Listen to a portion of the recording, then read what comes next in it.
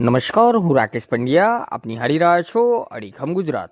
મહીસાગર જિલ્લાના વીરપુરમાં જૂની અદાવત અને સિમ કાર્ડ આપવા બાબતે ભાજપ યુવા મોરચાના પ્રમુખ સહિત 5 શખ્સોએ 2 ભાઈઓ પર હિંસક હુમલો કર્યો છે.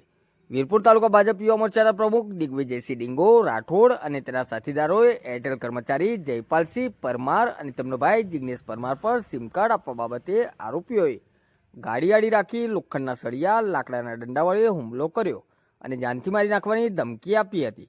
હુમલામાં ગંભીર રીતે ઘવાયેલા જિગ્નેશભાઈની તબિયત લથડતા તેમને મોડાસાની હોસ્પિટલમાં ખસેડવામાં આવ્યા છે. વીરપુર પોલીસે દિગ્વિજયસિંહ રાઠોડ સહિત 5 શખ્સો સામે ગુનો નોંધી કાયદેસરની કાર્યવાહી હાથ ધરી છે. નમસ્કાર. હું પરમાર મહેન્દ્રકુમાર બાબરભાઈ, ગામ મોડલિયાનો રહેવાસી.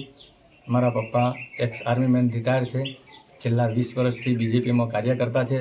અને આ જે બનાવ બન્યો છે મારા બાબા જોડે, તે મારા નાના બાબાને ફોન કરીને દિગ્વિજય રાઠોડ એણે ફોન કરીને નૂરપુર ચોકડી બોલાવેલ અને ત્યાં ગાડી કેફી પીણું પીવડાવી અને બેહોશ હાલતમાં કરી નાખેલ. ત્યાં મારા મોટા બાબાને ફોન કરી પાછો ફરી એણે ફોન કરી અને તેના સાથી મિત્રો 4 જણા હતા જોડે. તેણે ફોન કરી અને પેલાને કહ્યું કે તારા ભાઈને જીવતો હાલતમાં જોઈતો હોય તો જલ્દી આવી જાય. તે ડાયરેક્ટ તે તઈ ડાલુ સુપર કેરી ડાલુ લઈ અને નૂરપુર ચોકડી પહોંચેલ. તો જોયું તો નાનો ભાઈ, મારો નાનો બાબો ત્યાં બેહોશ હાલતમાં પડેલો બ્રેઝા ગાડી આગળ.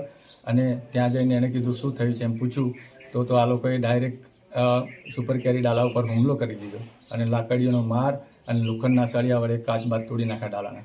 જ્યાં જિગ્નેશ મારો મોટો બાબુ નીચે ઉતર્યો તરત જ સાથે આ દિગ્વિજય રાઠોડ અને 4-5 એના સાથી મિત્રો ભેગા મળી 3 સ્વિફ્ટ ગાડી, હવે અંદર કેટલા જણા હતા તે મને ખ્યાલ નથી એવું, પછી એને ડાયરેક્ટ જ માથાના ભાગે સળિયો માર્યો અહીંયા અને બીજો સળિયો માર્યો પગ ઉપર અને 3-4 દંડા માર્યા કમરમાં. અને દંડા મારવાથી તે પછી મગજમાં કાનમાંથી લોહી નીકળ્યું, બેહોશ થઈ ગયો.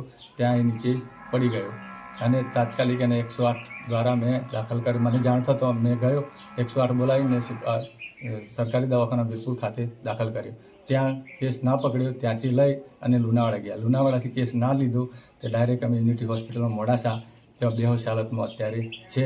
તો સરકારશ્રીને બીજેપીવાળા સાહેબોને મારે કે નરેન્દ્ર મોદી સાહેબો વિડીયો પકડે તેવી મારી નમ્ર વિનંતી છે. આવા નરાધમ તત્વો સાથે કાર્યવાહી કડક કરે અને ફરીથી આવું પગલું ના ભરે તેવી મારી નમ્ર વિનંતી છે.